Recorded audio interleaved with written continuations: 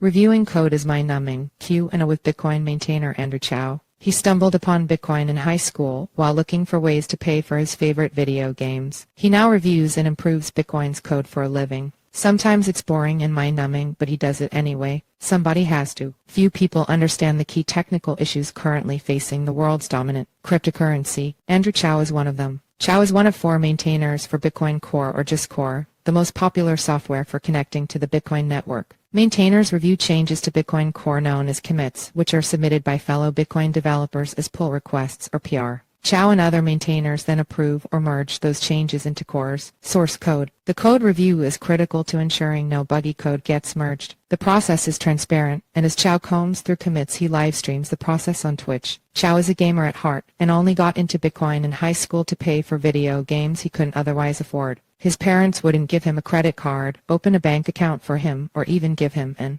allowance. He resorted to freelancing on the Bitcoin Talk forum and began writing code in exchange for Bitcoin BTC. Chow, who says he's now in his mid-20s, gets paid as an engineer at the Bitcoin infrastructure firm Blockstream, where aside from a few corporate tasks, his main priority is working on Bitcoin Core. He says code review is one of the biggest challenges Bitcoin faces today. Most core developers are keen on writing code for new features, but few enjoy the more mundane task of reviewing code submitted by their peers. Chow says more contributors need to focus on code review to tackle the 300+ PRs in Core's GitHub repository. The community has a Bitcoin Core PR review club that meets weekly to help newer contributors learn about the review process. Chow agreed to an interview with CoinDesk at the Advancing Bitcoin conference in London. He elaborated on why code review is so critical, explained what Bitcoin Core contributors do every day, and weighed in on the current debate over opval and speedy trial. Here's a partial transcript of that interview. CoinDesk: how did you discover Bitcoin? Andrew Chow: when I was younger, in high school, I didn't have a bank account because I was under 18. My parents didn't open one for me.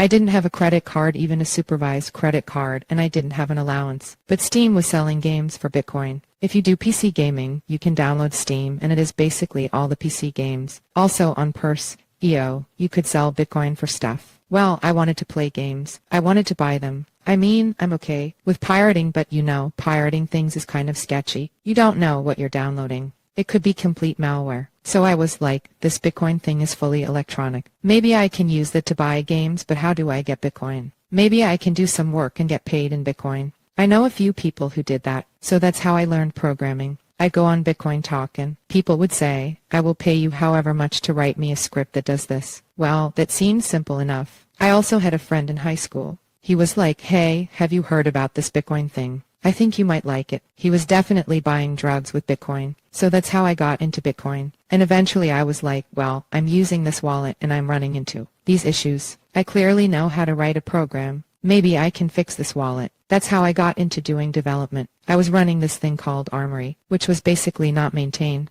I mean, it's still kind of maintained by one guy, so barely. By the time I was using it, it was kind of a mess and it didn't always work. I was finding that some of the problems that were happening in Armory were caused by things that Bitcoin Core was doing. So I started going into Bitcoin Core and asking, what's Bitcoin Core doing? Oh, Bitcoin Core has this bug that's causing us to have a bug. Armory was doing something not recommended, which was to read the block files directly from Bitcoin Core. You're not supposed to do that. When they changed the format, it broke everything. I was trying to reconcile the two, and then Armory just kind of fell off my map. That's how I transitioned to Bitcoin Core. I eventually stopped working on Armory because I got more done on Core. Yesterday we talked about the ratio of Bitcoin contributors who review code versus contributors who write code. Can you share your thoughts on that? Our main bottleneck in Bitcoin Core has been review. We have 300+ PRs open and they need to be reviewed. Whether it's just to make sure the code is good or just conceptually like, do we even want this change?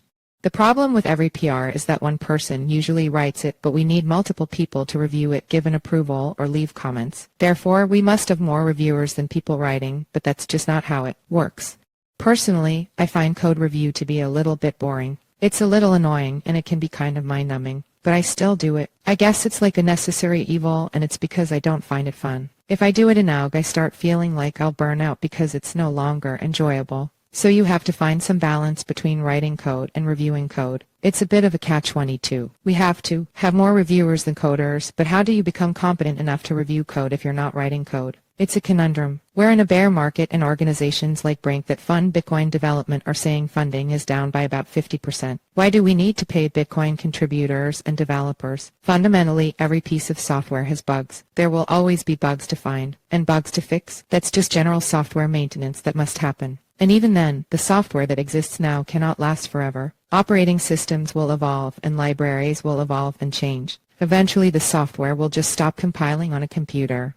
It might just stop running. And so, there needs to be constant work just to keep it up to date. So there are always things to update, even without new features. But there are new features and we do want to improve Bitcoin. Not just the consensus rules, but also how we relay transactions, what kind of transactions we accept into the mempool and the peer-to-peer protocol. There can be US vectors we want to fix or change that maybe haven't been discovered yet. There's always something. If I'm a new core contributor, what are some of the big issues I would need to know about? There are currently a number of issues that exist, like pinning attacks, that are pretty well documented. It seems to be that no one exploits them, but that's not a good reason to not fix them. There's been a lot of work on the mempool, how and what transactions are accepted into the mempool, what methods there are for fee bumping, and things like that. It's relevant to Lightning and other layer 2 networks. What's a pinning attack?